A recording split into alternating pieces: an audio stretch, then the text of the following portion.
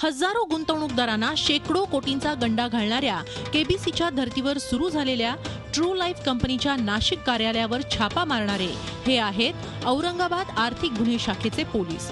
औरंगाबादमधील गुंतवणूकदारांना खोटी स्वप्न दाखवणाऱ्या कंपनीच्या संचालकांनी नाशिकच्या भाबानगर भागातही आपलं कार्यालय थाटलं होतं। मास्टरमाइंड दीपक सूर्यवंशी आणि त्याच्या साथीदारांना अटक केल्यानंतर आर्थिक गुन्हे शाखेनं नाशिककडे मोर्चा वळवला।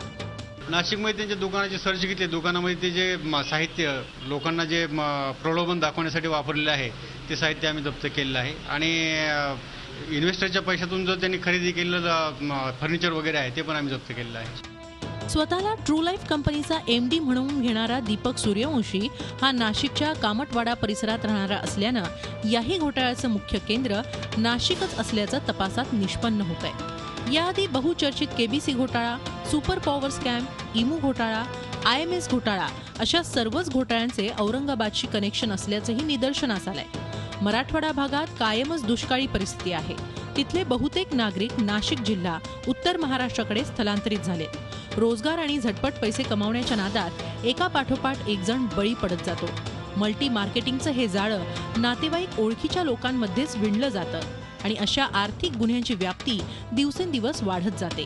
गुंतवणूकदार एजंट्स यांच्यासाठी दाखवली जाणारी खोटी स्वप्न मोठमोठ्या हॉटेलमधल्या सेमिनारला जनता भुलते आणि तिथंच अशा योजना सुरू करणाऱ्या भामट्यांचं फावतं।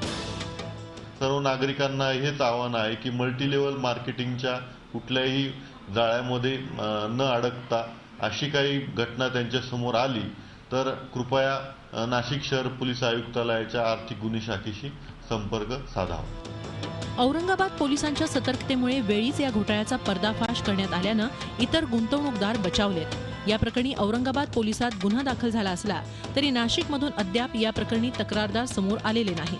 त्यामुळे जास्तीत जास्त गुंतवणूकदारांनी समोर येऊन तक्रार दाखल करावी आणि भविष्यात सुरक्षित गुंतवणुकीला प्राधान्य देण्याचं आवाहन नाशिक पोलिसांनी केलंय।